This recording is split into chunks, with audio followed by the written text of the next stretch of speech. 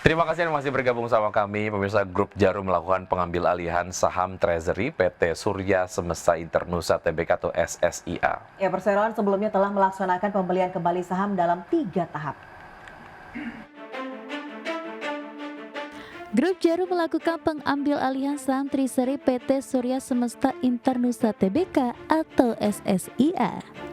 Melansir keterbukaan informasi tanggal 24 Juli 2025, transaksi itu dilakukan pada tanggal 22 Juli. Manajemen SSIA menjelaskan perseroan sebelumnya telah melaksanakan pembelian kembali saham dalam 3 tahap. SSIA telah mengalokasikan saham Treasury tahap pertama, tahap kedua, dan sebagian tahap ketiga atas saham Treasury kepada pihak-pihak dalam perseroan dalam rangka program kepemilikan saham sebesar 87,01 juta saham. Kemudian SSIA telah mengalihkan sebagian saham Treasury sejumlah 6,76 juta saham pada tanggal 25 Agustus 2023 yang mana pihak-pihak yang menerima sebagian saham Treasury tersebut adalah direksi perseroan. Maka saham Treasury SSIA tersisa sejumlah 62,93 juta saham setelah sejumlah alokasi tadi. Sisa saham Treasury SSIA sebanyak 62,93 juta saham itu pun dialihkan kepada PT Dwi Muria Investama Andalan pada tanggal 22 Juli 2025. Dwi Muria Investama Andalan adalah perusahaan holding milik Grup Jarum. Berbagai sumber, IDX Channel.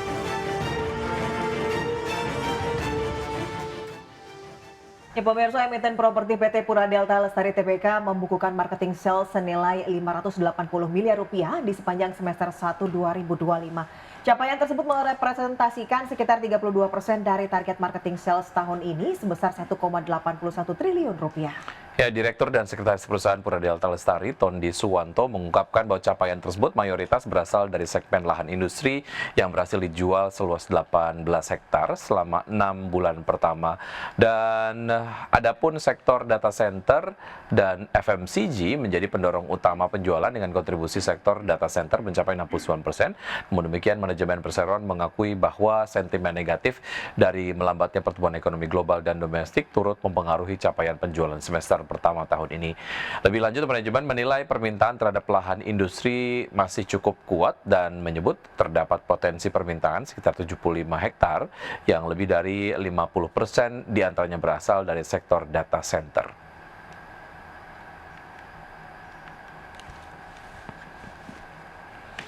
PT Sawit Sumber Mas Sarana Tbk atau SSMS berupaya untuk meningkatkan efisiensi kinerja dengan melakukan penataan aset yang lebih efektif. Ya, SSMS secara rutin mengevaluasi potensi resiko dari penggunaan aset yang telah mengalami depresiasi mulai dari kendaraan dan alat berat.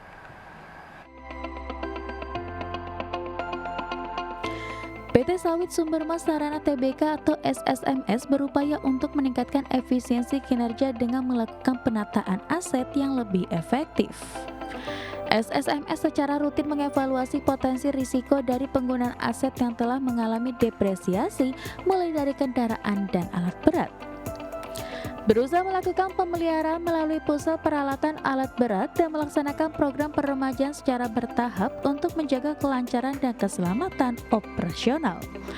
Meskipun realisasi belanja modal pada kuartal 1 2025 tercatat lebih rendah dari proyeksi, namun SMSS telah melakukan penambahan uang muka untuk penambahan aset tetap senilai 60,7 miliar rupiah.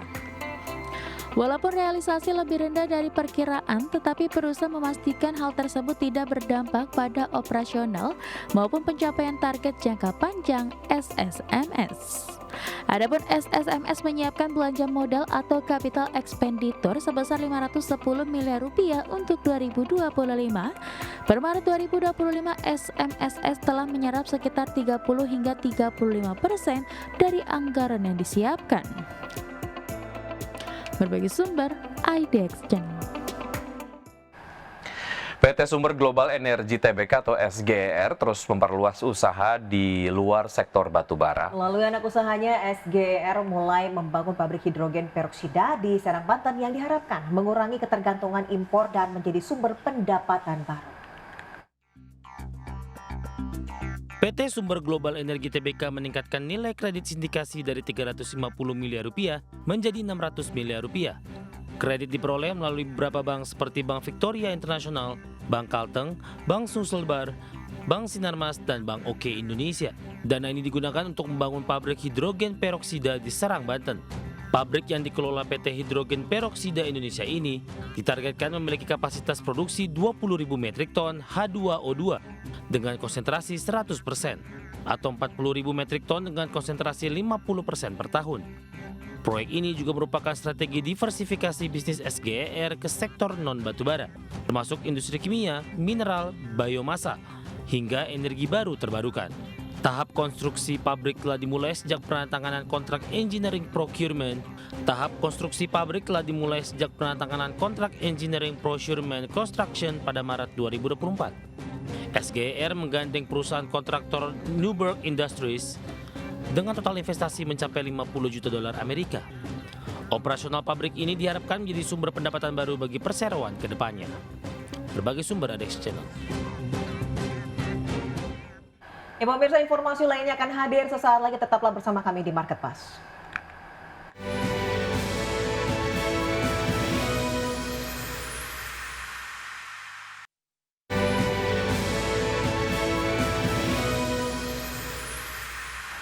Terima kasih Anda masih bergabung sama kami. Misalnya Presiden Prabowo Subianto mengumpulkan kalangan profesional dan pengusaha muda fokus membahas perekonomian dan dunia bisnis. Fokusnya merumuskan strategi pembangunan ekonomi Indonesia ke depan.